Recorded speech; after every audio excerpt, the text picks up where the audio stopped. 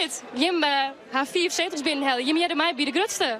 Ja, dit is ongelooflijk. Dit is echt zo super. Fjouwerlien hier met draaien en nu geven we naar 4 zetels. Dat is echt ongelooflijk. Hoe feels die nou? Ja, super trots op ons team natuurlijk. En ik ben ook heel blij dat meesten vooral kwam naar de stembus. Want dat is wel echt, we hebben in de gemeentepolitiek les van haar. Meesten komen net naar de stembus. Maar dit liet echt zien dat in het deel de politiek echt leeft.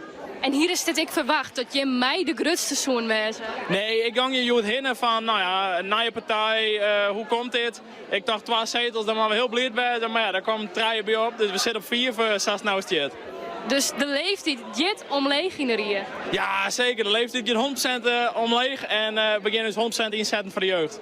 Dus je zit Fiona nog even flink vieren? Ja, sowieso. Dit maar één viertburger natuurlijk, zo'n mooie overwinning. 2 partijen binnen grootste worden.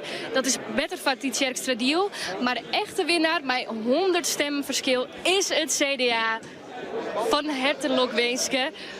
Hoe voelt dit? Ja, dank u wel. Nou ja, vanaf dit plak ik een lokmens aan het team van BFTD. Jesse Looyinga en zijn team. De grote verrassing denk ik in het Tjerkstra deal.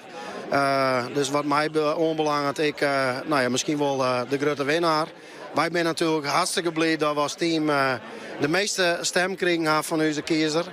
Maar het is wel echt verrassend dat BFTD ja, krijgt als u 5 zitten helpt.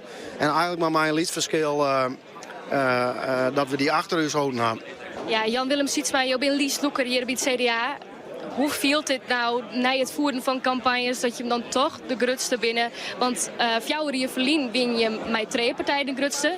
Die beide partijen, FNP en PvdA GroenLinks, die gaan natuurlijk hun stemmen moeten inleveren om beter van die extra deal.